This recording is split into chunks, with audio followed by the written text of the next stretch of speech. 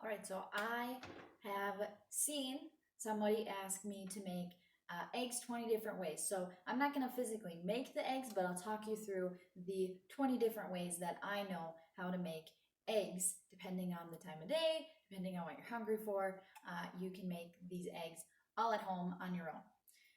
So the very first one that I want to talk about is just your plain old hard-boiled egg. You're gonna want a nice little pot like this one, and you're gonna fill it just so that there would be enough water to cover an egg. And you don't want to boil it just yet. Some people like to boil the water and then put the egg in. I find that it's better to do the opposite. We want to put the egg in and boil the water and egg all at the same time together. It just offers a better consistency for that egg. And so once that has boiled, your egg will float to the top, and you can take that egg out. And what I do with my eggs afterwards is I have them sit in what's called an ice bath, which is ice cold water with ice in it. You put the eggs in there, and they kind of cool off. Then I try and plan these to be a day ahead of time so that I can put them in the fridge, and then the next day they are much, much easier to crack that shell and peel it off and use it for whatever I want. If I just want to eat the egg, maybe I'm going to make a couple of other things I'm going to talk about here in just a little bit. The next thing though is kind of a combination between a fried egg and a hard-boiled egg, and that's a poached egg. A poached egg is when you take just a little bit of water, put it in a little pan, and then you crack the egg open in that water. So you kind of boil the egg without being in its shell. Very similar, only difference, no shell. When it comes to fried eggs though, there's lots of ways to make fried eggs. I like to use a bigger pan, gives it a little bit more space, especially if I'm gonna do eggs for both. My boyfriend and I, using a little bit bigger pan makes it easier to cook those a little bit faster. So a couple of different ways you can fry an egg. The first one, sunny side up. You're basically taking an egg, cracking it in a warm pan, and you don't flip it. You just cook it through one side. The top still ends up being a little bit kind of runny, a little gooey, a little bit more so, I'll say less cooked than your over easy egg, which is the same thing as a sunny side up egg. You're still gonna crack it in a warm frying pan, except for you're gonna flip it.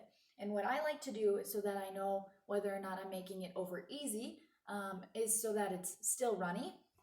I like to only cook it for about 3 minutes or so on each side. So I'll set my oven to a very low temperature, usually about 2 or 3, kind of that halfway between low and medium on your stovetop. And 3 minutes each side for an over easy egg. Now there's two other kinds. There's over medium and over hard. And so basically you get those by cooking your egg a little bit longer. So for over easy, I said 3 minutes each side. For medium, I like to do about 4 minutes each side. And then for your over hard egg, I do about 5 minutes each side. Now that's just basically one egg fried or boiled at a time. Sometimes though, I really like to do a scrambled egg, and that's a little bit different. What I do first is I crack my eggs into a bowl depending on how many people I'm feeding. I do about 2 per person, and sometimes I'll throw in an extra egg or 2 depending on who's here. Now, after you've done that, you want to put in a little bit of milk, and then any sort of meats that you want to cook along with that at the same time. And the reason why I put a little bit of milk in there is it makes your eggs a little bit fluffier, a little bit richer, creamier, and just allows them to stick together a little bit better. So it just kind of gives it a little bit more flavor. It's pretty good. And then what I like to do with my scrambled eggs is I top them with cheese. Once they are really starting to get fluffy, they're not really runny anymore in my pan. The other thing that you can do with just a frying pan and some eggs is to make an omelet. And to make an omelet, you do the same thing that you do with your scrambled eggs, but instead you're gonna lay it in a nice flat way in the pan, and instead of having to scrape, poke, chop, all that stuff, for an omelet, you're gonna let it cook without any of the meat or anything in it. It's just the egg and milk mixture. And then once you see that it's kind of starting to become one solid piece is when you're going to want to lay in any of your ingredients. And at that point, you can either decide if you're going to fold it in half, if you want to do the restaurant style and kind of fold it in like a little burrito. It's really up to you on how you want to do that. And then you want to flip it over each side until it gets kind of a nice brown color to the outside. So those are kind of the main ways that you can make an egg first on your stovetop. The next couple ways I'm going to tell you about are a little bit different, a little bit more complicated, maybe not. Next couple ways that I've prepared for you to make eggs, still kind of along that breakfast line, but maybe more of like a brunch lunch kind of deal. We're talking about a skillet and we're talking about a frittata. A skillet is basically like taking your omelet or your scrambled eggs that you were making, and instead of just being the ham and cheese that it might be, or maybe you throw in some veggies or something in there with it, your skillet is actually going to be in what's called a cast iron pan, so not quite this frying pan. They're usually in one of those bigger, heavier pans. And what you'll do is you'll put the eggs in there, you'll mix them up with some maybe potatoes, hash browns kind of thing, some different meats.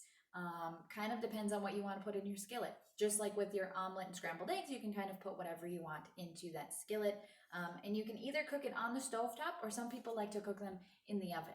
It really depends on what your preference is, what you want to do with that. Sky's the limit on a skillet. It's really just kind of a big mix up of all the things you love to have for breakfast. A frittata, though, is a little bit different. You're still going to use that cast iron pan, but it's kind of like an egg pie in a way. You're going to take and basically make that omelet, scrambled egg kind of mixture and put it in the cast iron pan, and you're going to basically bake it in the oven. So depending on what you've put in that frittata is going to make it a little bit different. A lot of people usually put spinach or tomatoes in there, maybe some bacon. Really depends on the flavor you're going for with your frittata. Again, you can put whatever you want in there. Again, that's going to just bake like a little pie and be a little bit more of a large scale meal that you would be able to cook for more people, depending on the size of your cast iron pan. Okay, so we've talked through some of the different ways that we can do some of our breakfast options. Another breakfast option that I haven't talked about yet that uses eggs is French toast. French toast uses the same thing as you would be making scrambled eggs. It's still just eggs with some milk, and you can add whatever kind of flavorings you want. If you want to put a little bit of blueberry, I like to put a little bit of cinnamon in mine and get that kind of all nice little bit of a different flavor to it than just the egg. So what you do with French toast is you lightly soak that bread in that mixture that you have, and just both sides, put it in the pan, flip it over after a couple minutes of cooking, and you're pretty much good to go with your French toast. Some people like to have with powdered sugar, syrup, however you want to have yours is really up to you. A couple of other different ways that you can do eggs that could be at a breakfast time would be to either make a hollandaise sauce, eggs Benedict kind of thing, or what's called a Florentine sauce. We got a few different kinds of sauces that use egg to make their consistency and flavor. However you want to make those is really up to you. I think for the most part, a lot of sauces that use egg normally only use the egg whites, but I know that there are a few variations that have you use the whole egg. So real quick thing, when you separate eggs, you don't want to crack the egg into your pan or into your bowl, whatever you're doing with it. You're going to crack the egg, and instead of splitting it open, you'll split it kind of upwards instead, and you'll slowly toss the egg back and forth, being careful not to break the yolk, but letting the egg white kind of soak out through the opening that you have in the egg. So kind of a tedious process, definitely takes some practice to do that, but still something that makes a difference with eggs. Now, you can just buy egg whites. They come as just egg whites. That makes things a little bit easier for baking, for these different cooking recipes. And any of the recipes I've said before, maybe except for that hard-boiled egg, you'd be able to use with just egg yolk or egg whites as well. Now, some of the other ways, a little bit different here, don't really need the stovetop. Once we have those hard-boiled eggs that I first talked about, there's a couple of different ways that you can make those hard-boiled eggs into something different. One way that I really love and my family has at every get-together that we do is we make a deviled egg. So that's where you take the hard-boiled egg, and after you've peeled the shell off, you'll cut it in half, and you'll take the yolk out of the egg. And then with that yolk, you'll mix it with some mayonnaise, some mustard. My family likes to put in a little bit of pickle juice into that mixture, and you'll get it all mixed together. Now for those ratios, it's really about the consistency and flavor that you want it to be. If you want it to be sweeter, I know some people use Miracle Whip instead of mayo. That's kind of depends on your preference. If you want it to be a little bit zingier, you'll put a little bit more mustard in. And the pickle juice just kind of helps blend that all together with just a little bit more tanginess to it too. Another very similar way to do a hard-boiled egg is to take, instead of making a deviled egg, you're going to use kind of that same mixture still, but instead of leaving the egg in its half form, you're actually going to take and dice it up and make it into a little egg salad. So that's how you make egg salad and deviled eggs. Okay, so we're down to our last few ways to make eggs. The next couple ways are a little bit more complicated, involve a little bit more tools and things than what we've been using in the past. So the next thing I'm going to talk about is an egg bake. Now the egg bake is very similar to your skillet, scrambled eggs, omelets, all those things. You're still making a mixture of foods that you want to have all in your egg mix. The only difference is that this is actually going to have you add some bread pieces to it. The bread helps kind of give it a little bit more of a rise, keeps the consistency really nice, and very similar to that French toast, our bread is actually going to absorb that flavor and everything and just kind of blend right in with your egg bake. The other thing that's very similar to that is you can actually make individual little rounds of egg bake and put those into what's called egg cups or egg bites, depending on where you are. One of the most complicated ways, though, to make eggs is called a quiche. And that quiche is pretty much just an egg pie. You're going to use a pie plate, a pie crust in the bottom, and then kind of making an egg souffle or egg pie filling to go in on top of that. And that quiche uses a little bit more complicated ingredients. It's not just eggs and milk. It's eggs with heavy cream and a couple of other things to help it really give the texture that you want. The last thing is we got to talk about desserts. And you might not know this, but bread pudding actually uses eggs in order to get that pudding consistency that we know and love to eat.